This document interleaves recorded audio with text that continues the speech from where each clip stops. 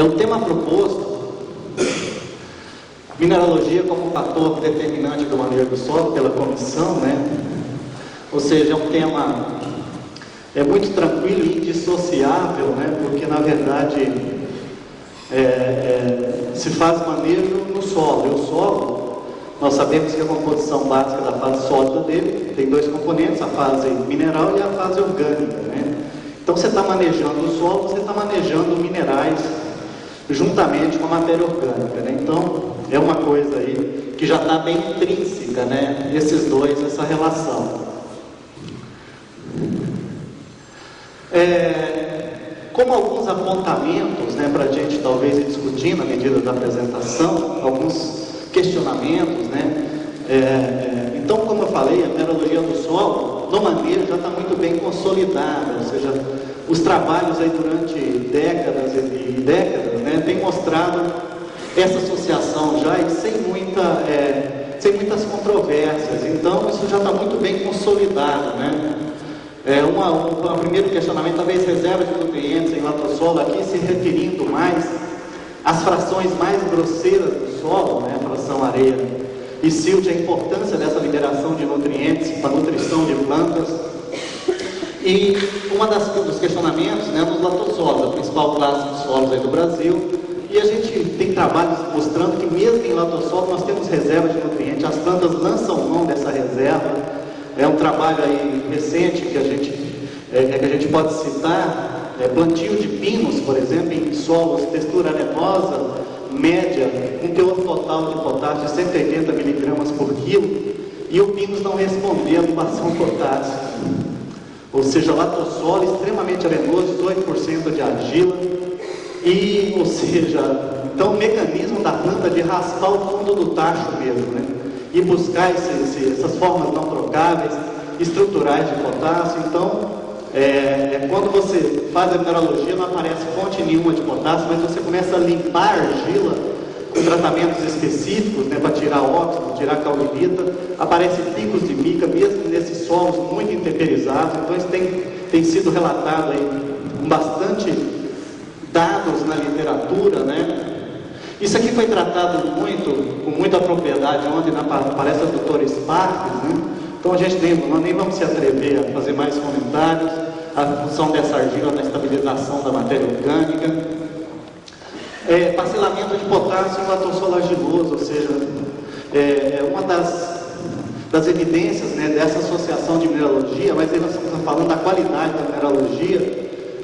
Pode ter latossolos árquicos argilosos, que a gente tem que lançar mão até de parcelamento de potássio, porque essa mineralogia com pouca carga negativa, com pouca CFC, né?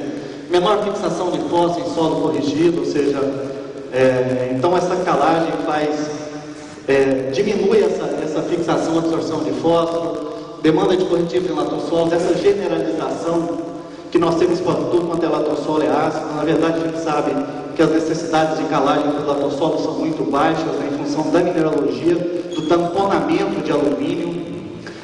Então, você faz calagem mais para corrigir cálcio e magnésio, né? Caráter retrátil, isso aqui já foi uma característica diagnóstica que está sendo colocada no sistema nessa atualização, que a gente, infelizmente, esgotou para a gente comprar, né? Eu não consegui o meu livrinho da terceira edição, mas o caráter retrátil dos latossolos brunos, né, em função da mineralogia caolinítica dele. Aumento da macroporosidade, isso aqui já muito bem estabelecido também, dispersão de colóides com a calagem.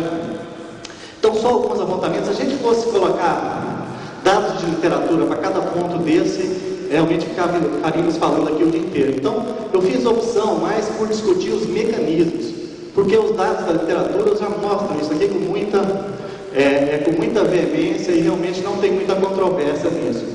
Então, talvez nós vamos discutir mais os mecanismos para a gente permitir depois aqui uma discussão ou atender alguns questionamentos, né? Então, falando desse efeito da mineralogia, é claro, nós temos que, o tempo é pouco limitado,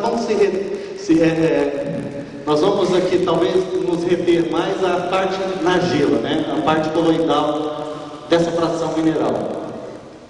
Como quantidade de argila, então nós vamos abordar os dois aspectos, quantidade e qualidade dessa argila, né?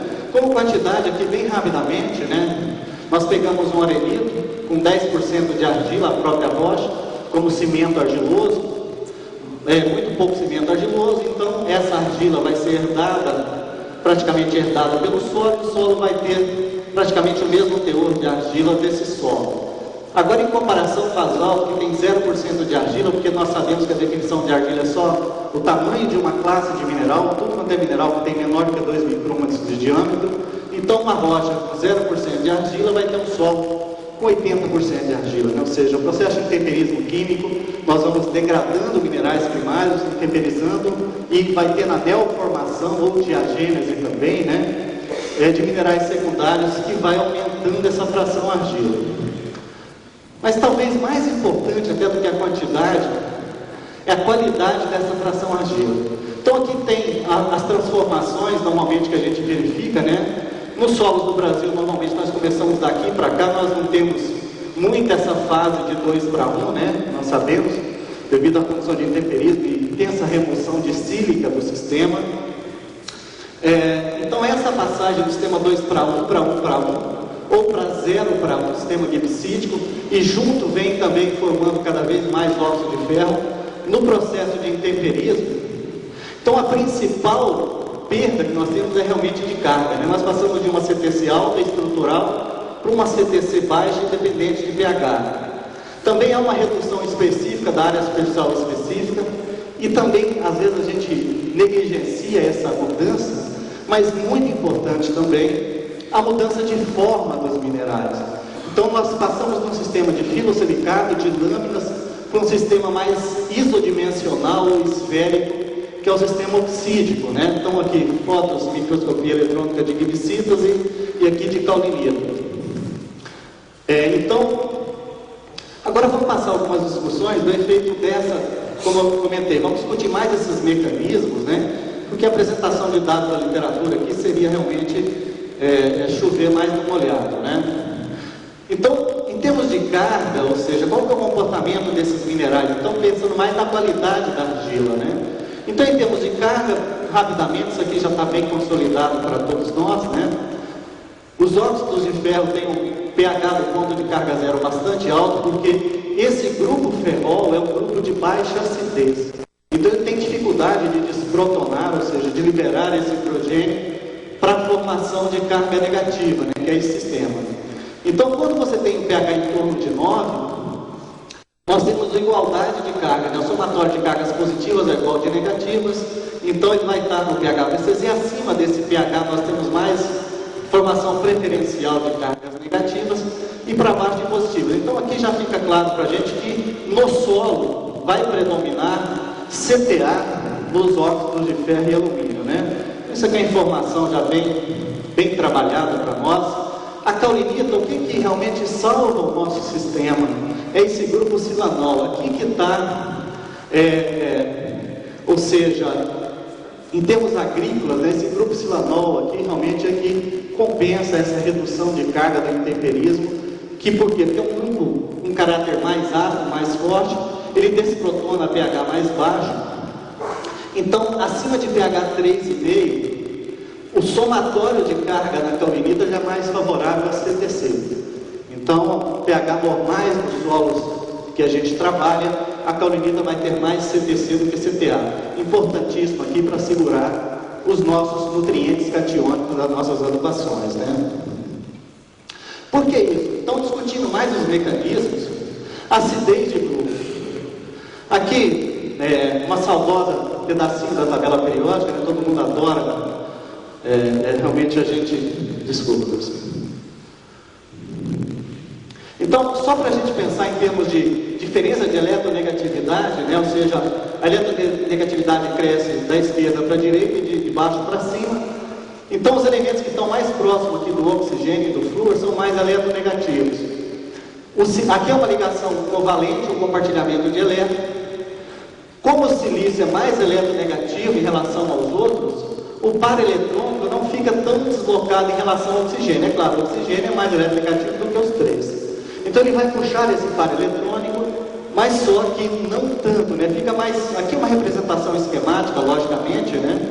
E esse grupo, esse par eletrônico mais distante do oxigênio, então é mais fácil de você desprotonar, sair desse hidrogênio, por causa dessa distância maior do par eletrônico. Agora o grupo ferrol, por que o grupo ferrol tem um pH PCZ mais alto? É mais difícil de desprotonar, porque ele é menos eletronegativo, o par eletrônico é deslocado mais em relação ao oxigênio, e o hidrogênio aqui, é claro que ele não quer largar esse par eletrônico, né? Ele quer ficar encostado aqui, então é um grupo de acidez muito menor, muito mais difícil de desprotonar, então o pH PCZ desses grupos ferróis são mais altos, né? Aqui uma consolidação disso tudo, colocando 3,5 igual ao pH PCZ da caulinita, acima predomínio de CTC, e assim por diante. O pH PCZ estaria por aqui, para baixo predomínio de positivas, a esmectita, os 2 para 1, 95% da carga é mais estrutural, então depende do pH, e a fração úmica aqui, isso aqui é muito variável, mas também com predomínio de carga negativa na faixa normal de pH dos solos. Então o solo com pH 5, se for caulinítico, por exemplo, um latossolo, pelo predomínio de caulinita, um pouquinho de matéria orgânica que vai ter no horizonte superficial, nós vamos ter o predomínio de CTC sobre CTA. Já o sistema ácrico, né, os latossolos mais intemperizados, então se predomina óxidos nesse pH, nós vamos ter CTA maior do que CTC. Né? Então a absorção de cátions e ânions fazendo esse jogo. Aqui é uma coisa muito óbvia, né? Solo caulinítico e solo esmectítico, dois solos argilosos. É claro que a lixiviação de bases é muito menor, devido a CTC muito maior do sistema 2 para 1 e independente de pH, né? Aqui, o latossolo agro, que é uma particularidade principalmente dos solos de clima tropical, né, tropical úmido. Então, a matéria orgânica faz elevar, ou seja, abaixa o pH PCZ do solo. E aí, no pH normal do solo, nós vamos ter o pH do solo maior do que o pH PCZ, então CTC maior do que CTA. Então, aqui no horizonte A, absorção preferencialmente de cátions. A grande dificuldade é o horizonte B. Então, você tem um solo com 80% de argila e tem uma CTC muito baixa. Por quê? Porque aqui predominam de óxidos, os óxidos têm o pH PCZ alto, então o pH PCZ do solo vai ser muito alto, o pH do solo menor do que o pH PCZ predomina CTA, então nós temos aqui um ambiente misto, né? Maior absorção de cátion na superfície e maior absorção de ânion na subsuperfície, né? Então talvez a adubação potássica no sistema desse, talvez um solo com 80% de argila, a gente pensar até no parcelamento de adubação potássica pela reduzida quantidade de carga negativa do sistema, né? Um outro exemplo aqui, talvez a gente pode trabalhar com essa associação mineralogia e manejo, dentro desses aspectos químicos, a fixação de fósforo, né? Então aqui nós temos duas formas de fósforo no solo absorvido, ou seja, a atração eletrostática pela CTA, aqui no caso uma hematita, aqui na dupla camada difusa. Quando esse indivíduo entra na camada externa, ou seja, ele entra em contato com a partícula, essa interação, a energia de ativação desse grupo fosfato é extremamente elevada, então ele rompe a barreira da fase líquida para a fase sólida, ou seja, ele tem um processo de desidratação e essa energia de ativação é suficiente para a troca de ligante. Então a fixação desses ânions tem que trocar ligante. Então ele se aproxima aqui, a energia de ativação dele é suficiente, ele quebra essa ligação covalente, sai uma água e ele vai ligar diretamente ao grupo ferrol. O nitrato já não tem essa energia de ativação, por exemplo, suficiente para quebrar essa ligação, então ele vai ficar sempre com a absorção não específica, não é isso? Ou seja, na fase trocada. Entendendo um pouco menor essas relações, ou seja, por que aqui a gente consegue enxergar por que a calagem, por exemplo, diminui a fixação de fósforo, né? É claro, se nós pensarmos nos diferentes, aqui no caso uma gibsita, nós temos três tipos de grupo aluminol, ligado a um hidrogênio, A2, aqui é uma CTA mais meio, CTC menos meio, e aqui uma CTC de menos 1,5. Se nós pensarmos em termos de quando esse grupo aluminol está ligado com dois hidrogênios, esses dois hidrogênios também exercem uma força de atração desse par eletrônico. Então, a mesma ligação, olha para vocês verem, esse par eletrônico é deslocado. Aqui tem 2 hidrogênios, então a maior aproximação do par eletrônico é mais fácil quebrar essa ligação, ela fica com mais caráter iônico. Então, quebrando essa ligação é mais fácil trocar ligantes. Então, em termos de fixação, o grupo mais fácil de fixar fósforo é o grupo aluminol ou ferrol ligado a 2 hidrogênios com CTA de mais meio. Aqui um pouco mais difícil, mas também ocorre. E esse grupo aqui, ó, teoricamente, ele não fixa fósforo. Por quê? Porque a energia de ativação do fósforo é menor do que a energia dessa ligação. Porque não tem hidrogênio para puxar o par eletrônico. Então, é mais difícil essa fixação do fósforo nesse grupo sem hidrogênio. Conclusão disso tudo. Quando que você tem mais chance de ter esse grupo sem hidrogênio? Com a elevação do pH. Então, o produtor lá, que realmente desconhece um pouco dessa teoria, mas ele sabe, a adubação fosfatada, principalmente após a correção do solo, né? Porque você vai diminuir essa fixação do fósforo por mais chance desse grupo aqui, totalmente desprotonado. O sulfato, é muito controverso, mas uma fixação do sulfato. Aonde que nós esperaríamos mais essa fixação do sulfato? Possivelmente nesse grupo com 2 hidrogênios que está aqui, né? Ou seja, é um grupo de menor energia de ativação. Talvez pensando no sulfato, se ele fosse fixado, eu imagino que seria nesse grupo com 2 hidrogênios aqui, né? Então, alguns questionamentos. Isso aqui é uma prática muito usada, né?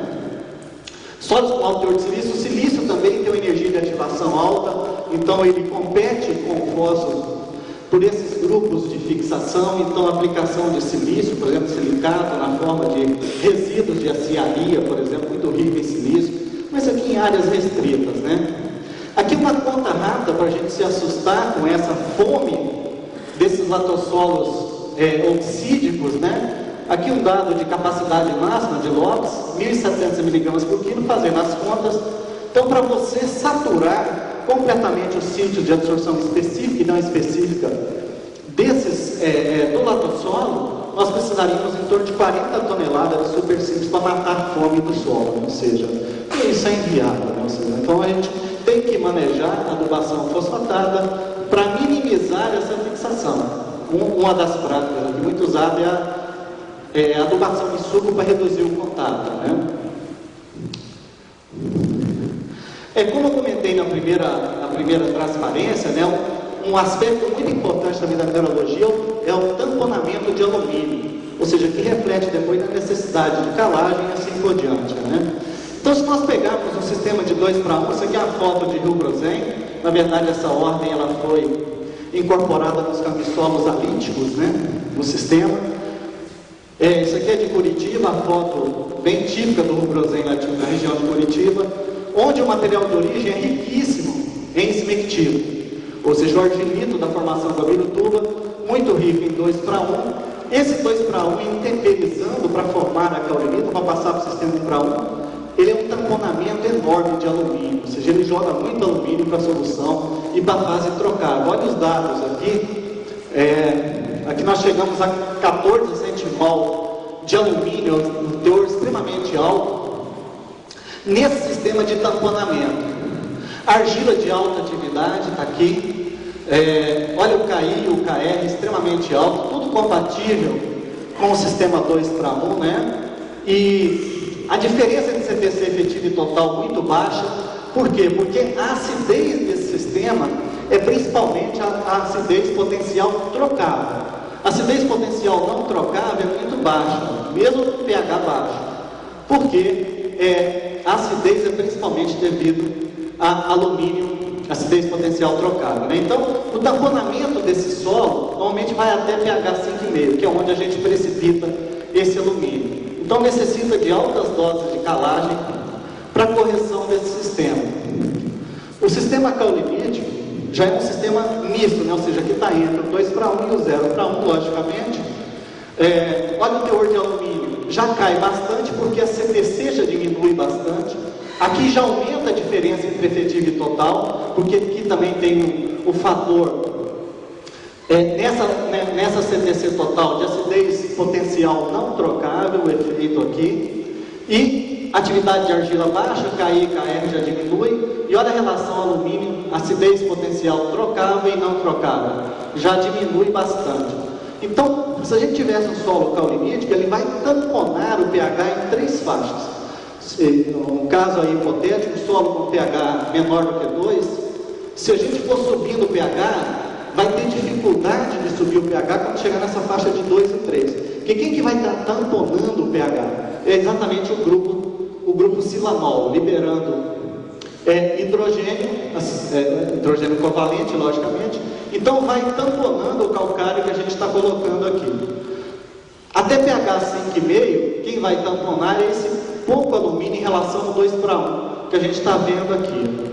E próximo a pH 7, quem vai tamponar, ou seja, aqui para atingir saturação de bases mais alta, quem está tamponando já é o grupo aluminol da caulinita, né, em torno desse pH. No final, nessa ponta final, o sistema oxídico, olha para vocês verem, né, a comparação alumínio já cai para 0. A diferença de CTC efetiva e total aumenta bastante. A atividade da fração argila muito baixa. O KR menor do que 0,75, provando aqui, demonstrando o sistema oxídico, né?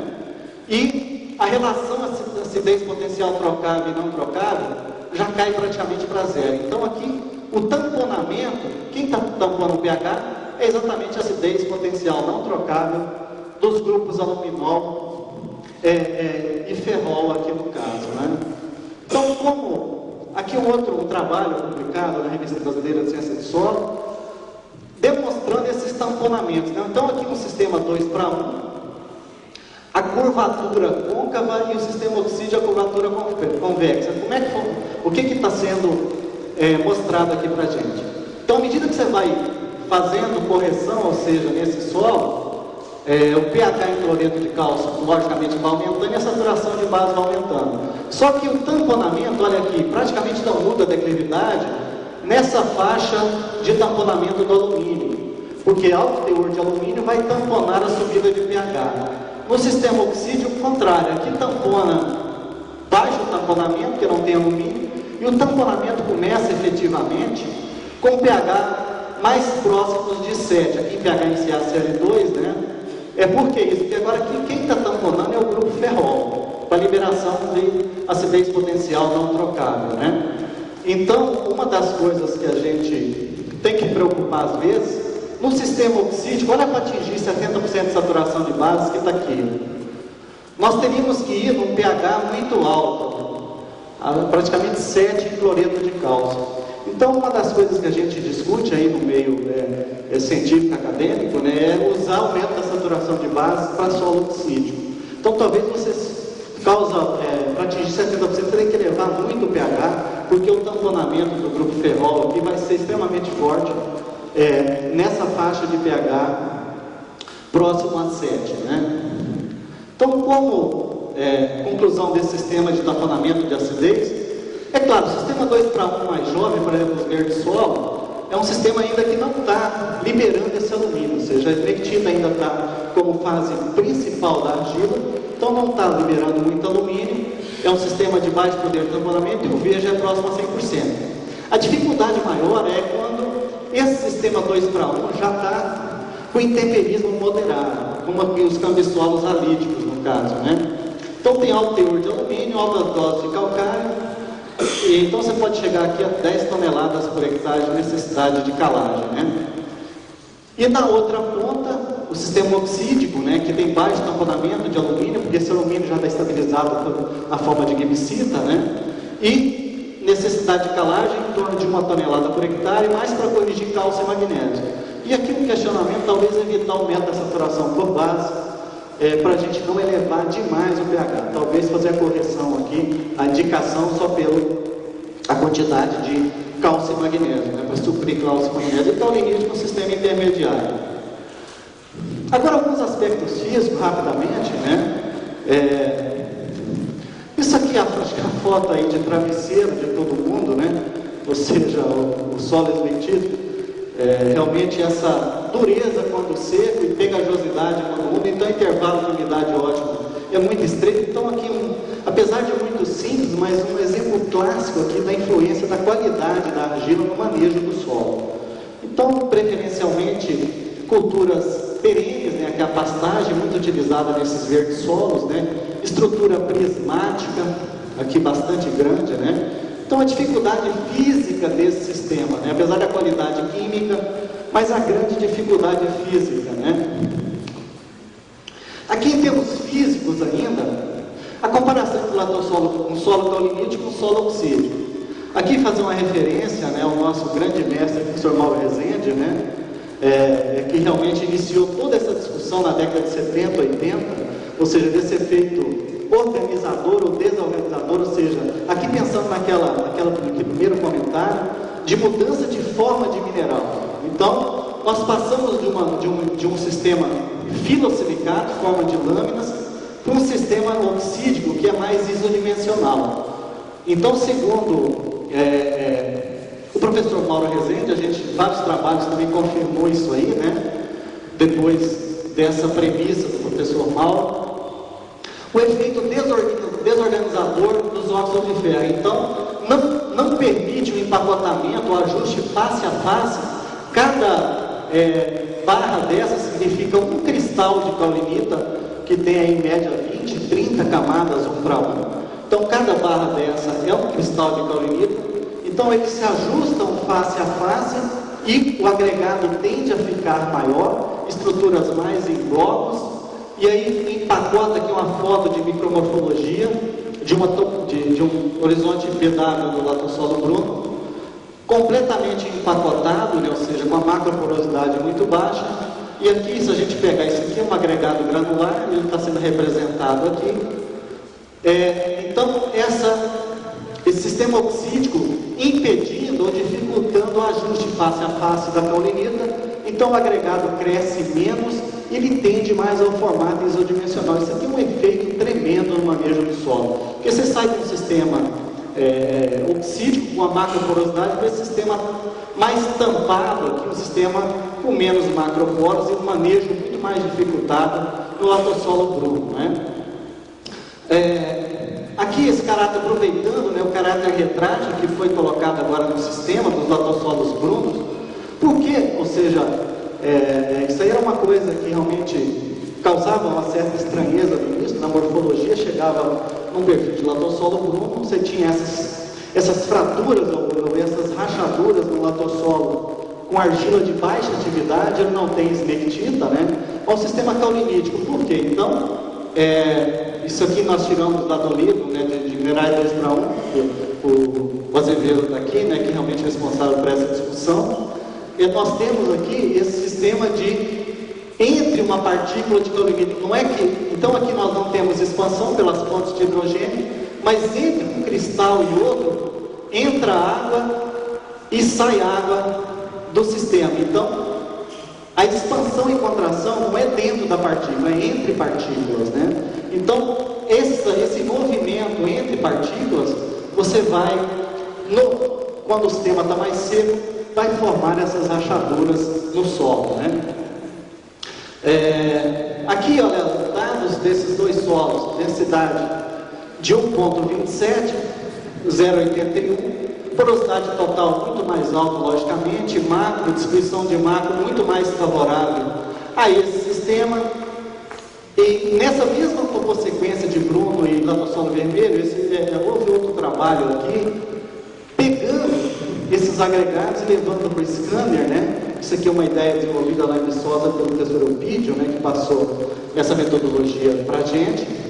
Então, por meio de imagem de scanner, nós, determinando a mineralogia de cada classe de agregados, dividimos em 5 classes, e a gente viu uma relação muito direta, né? Quanto maior o teor de caulinita, maior o diâmetro médio geométrico dos agregados, alongamento no eixo vertical e menor, uma coisa interessante, menor rugosidade. Então, quanto mais caulinita, além de crescer mais no eixo vertical, os agregados eram mais lisos, ou seja, com menor rugosidade. Então, esse efeito típico aqui da caulinita nesse ajuste face a face. E claro, o manejo, o resultado disso aqui tudo é uma consistência mais difícil de ser trabalhada, ou seja, mais dura e menos friável em relação ao sistema oxídico. E aqui o engraçado, assim, o engraçado não, interessante, desculpa. O interessante é que mesmo nós coletamos blocos de solo com 10 centímetros de lado, né, os bloquinhos, e nos agregados, diferentes classes de agregados, no mesmo bloco nós chegamos a ter variação mineralógica de 50%. Então o agregado, por exemplo, isso aqui não tinha uma relação muito grande com o tamanho, mas o agregado grande e o agregado pequeno, no mesmo bloco nós tínhamos 50% de variação no teor de caulinita e de gibsita. Imagina que loucura, né? Os microambientes que tem dentro do solo. E a gente vai fazer uma amostragem aí, você tira uma amostra a cada área, e imagina como é que a gente nunca vai representar o que a planta realmente encontra no solo. Porque mesmo na mineralogia, que é uma característica muito estável, a gente encontrou variação dentro do mesmo bloco, em função da classe de agregado, em 50% no teor de caulinita e gibsita nesse trabalho, né? Isso aqui acho que não vamos, o tempo está terminando. Isso aqui acho que é muito também notório, né? A gente trabalha bastante com isso, trabalhos bastante já desenvolvidos nessa área de dispersão de argila, né? Então a gente sai de um pH onde nós temos mais a igualdade de cargas positivas e negativas. Com a calagem nós temos um sistema mais negativo que causa repulsão com o movimento de secagem e umedecimento do solo. Você acaba quebrando os agregados por repulsão de carga negativa. Então a calagem promovendo a dispersão do solo. E também você troca um cátion que é mais flocculante por um que é menos flocculante, né? O alumínio neutraliza mais carga negativa na camada externa, então o potencial elétrico residual é menor, e você precisa de menos alumínio na DCD, na dupla camada difusa. Então o resultado comprime a dupla camada difusa, o alumínio é muito mais flocculante, o cálcio já vai estender um pouco essa dupla camada difusa. O resultado disso tudo aqui me permite só mostrar esses dados, trabalho de Albuquerque 2000, realmente quanto maior é a dose de calcário, maior o potencial elétrico negativo e maior a quantidade de argila dispersa em água, né? E essa argila dispersa em água, logicamente, vai diminuir a condutividade hidráulica do solo por entupimento de poros, né? Aqui uma foto que não tem nada a ver com esses trabalhos, mas mostrando a migração de argila e promovendo entupimento de poros, aqui com o processo de dispersão promovido pela calagem. Então o tempo da gente realmente é mais curto, né? E dá tempo de respirar um pouquinho agora, mas é mais essa coisa de discussão de mecanismo, porque apresentar dados de calagem, isso aqui então, o efeito da mineralogia do manejo, realmente é no nosso dia a dia, né? Isso é lá no produtor, é no meio acadêmico, no meio científico, então é uma coisa já que está muito intrínseca, né? Então eu me ative mais à discussão dos mecanismos aqui para a gente poder discutir alguma coisa ao final. Então, muito obrigado pela paciência de todos.